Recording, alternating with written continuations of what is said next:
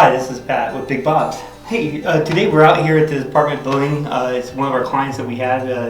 We've had them for about 13 years. This is a carpet that we put in the entryway. It's actually a commercial plush, and so it's done very, very well. It's something that's been down for about 10 years now, and we have it cleaned, or they have it cleaned about every once to twice a year. But it's done fantastic for the wearability. This is actually a hotel carpet. Used quite often. What we do at Big Bob's, we try to buy a lot of closeouts and specials, and so even overruns, and that's kind of what this is. And so we'll always try to have a variety of different patterns, but we find the patterns and the commercial plush does really well in the common areas if you make it work with the different colors in there. But as you can see, it performs very well. And like I said, this is about 10 years old, so it's been fantastic. So on the commercial carpets, the reason why they do really well is because they're a shorter pile. But what happens is when you put a thicker pile in, it'll start to wear. But even as this is being a short pile, you can barely see the wear. But this is where most of the wear will occur, is on the edge. And by having a shorter, tighter carpet, it prevents showing as much. Hey guys, how you doing? This is one of the apartments that we have. It's a 2-bedroom apartment. For an investment, what you should do on the carpet is you should invest in a pad. By putting a better quality pad in it, you won't have to replace it as often. Also, another pro tip for you is your tenant brings in a pit or something like that, where we can, if we know where the P is, we can actually cut out them sections and just replace part of the pad without having to replace it all. So as landlords, that helps you out a lot, saving the money, not having to replace it all. Also, by putting better quality padding underneath here, like I said, it gives you much more length, time with the carpet, get better performance out of the carpet. So, but there's a lot of difference. What you're gonna have to do a lot of times on carpet is you have to decide what your tenants are. What kind of tenants? Do you have tenants that are long-term tenants? If you do have long-term tenants, then spending a little bit more money on the carpet is ideal. But if you have short-term tenants where you're having a quick turnover, don't spend as much money on the carpet. Unfortunately, they're not going to take care of it as well, and you're going to have to replace it more often. And surprisingly, sometimes on the cheaper carpet, it actually does really well where it already looks flat and starts off that way, so it just stays flat. And so it keeps looking the same. Using a little bit darker carpets like we used in here, even darker is even better. Having the flecks in it and the different colors in it will also help hide a lot of things and not show as much.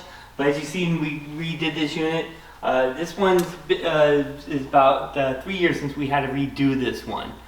We were able to keep the pad. We were able to go over the existing pad, so that saved money. Okay guys, here's some of the carpets that can be used in rentals.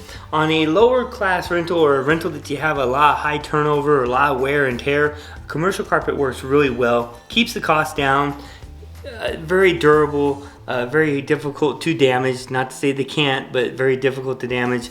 But it doesn't have much comfort to it. And it doesn't appeal to a lot of people. Apartments where they're high turnovers, short term, 1-bedrooms where there's a lot of traffic, not much else to go, this works out really well. Our next carpet that we have is more of a Berber carpet. Not as popular right now as it has been in the past. Again, kind of the same thing as a commercial carpet where it wears really well. Holds up to a lot of traffic. It's sort of the downfall on this particular one as you get into the bigger loops is if you snag it or if they have a bad vacuum cleaner or something like that, it will run. And so that's the downfall of this. Otherwise, I've seen this in apartments last over 10 years. Once it mats down, it kind of still looks the same. I mean, it'll show somewhere, but not that much. And so it works really well. Again, it's kind of a personal taste on what you want in a unit. But it's not as homey, but it's something that works really well for landlords. Our next carpet is also kind of a used design for a lower class apartments, usually from a C or below. It's a short pile, which is kind of nice, so when it does mat down and it won't show as much of the wear and tear on the carpet, so it already starts off flat and stays flat. Also, it keeps the price quite a bit down. Again, you're using this to make it look like home, but you're not necessarily giving the comfort of home. It's not the most comfortable, it's more of a flatter carpet, but by being a flatter carpet, it helps hold up a little bit more on the wear and tear where it doesn't show as much. Our next one that we have is a thicker carpet. This is one that we use a lot in our nicer apartments. This would go from class A down to C. It's a thicker, it's more home, It's more of a luxury carpet. It feels much nicer. This is more for where I would spend this kind of money is if you have longer tenants and you don't have a high turnover. Now you can use this in other classifications too, so you can even use it in the lower classes if you're not having a high turnover. It will be one that will give you more comfort. It is a little bit more quieter. It'll help noise down below the apartments, and so it has a lot of advantages to it. But the disadvantage for it is that by being a taller carpet, it does show more of the wear and tear. So you're more likely, if you had a tenant that lived in there after a year and a half, it will show some of the wear and you might have to replace it at the time. The tough one about tenants is that they can take even a high quality piece of carpet and ruin it in 6 months. So just know your clients, know your customers, the people that you want to rent to, and what kind of clients you are getting or tenants, and then that will help you some on the selections of your carpet. Okay guys, another pro tip for you for apartments, for landlords. If you can, have the carpet cleaned about every year and a half, especially if you can have the tenant do it, that's awesome. But if anything, when a tenant does move out, using a professional cleaner, somebody that does steam cleaning, is ideal to have it done to get everything out. You're not wanting to put a lot of chemicals or soaps. You want to try to discourage your clients or even your tenants from using a rug doctor. A lot of times that adds too much water onto it and ruins the carpet. Also, it adds too much soap into it and has a tendency of attracting even more dirt for the next tenant, which makes it even harder to get it out. So if you have it professionally cleaned, it will help the carpet last longer. Something else too that help you guys out with, if you can pick out sometimes a running line, or you can use the same carpet or the similar color all the time. The advantage that you have is a tenant should ruin a bedroom or something like that, you can take the bedroom and just replace the bedroom and then not have to replace all the flooring.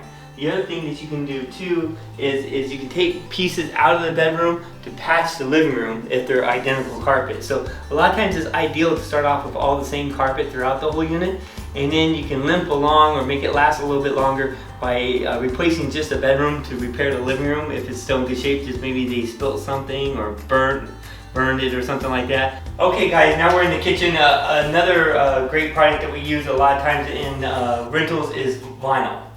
Sheets of vinyl. So the advantage of it is that the sheet will cover the whole area. Again, it makes it go a little bit faster. There's some cool designs and patterns that you can get that you can't get in any other products. It makes it quick and fast. Now what's also neat about this particular vinyl is that it's a loose lay vinyl. And so should somebody damage it or rip it up, you can actually cut this line out as long as you have another piece of the vinyl left over. But you can cut this out, pull this piece of vinyl out, put another piece in and seal it along the edge. And so it's not super easy, but it's doable, especially on the loose lays or what we call fiberglass flooring. It's fantastic for doing that. Also, it gives you a little bit more quietness in the kitchen too, compared to what you would have with a laminate or even some of the vinyl planks.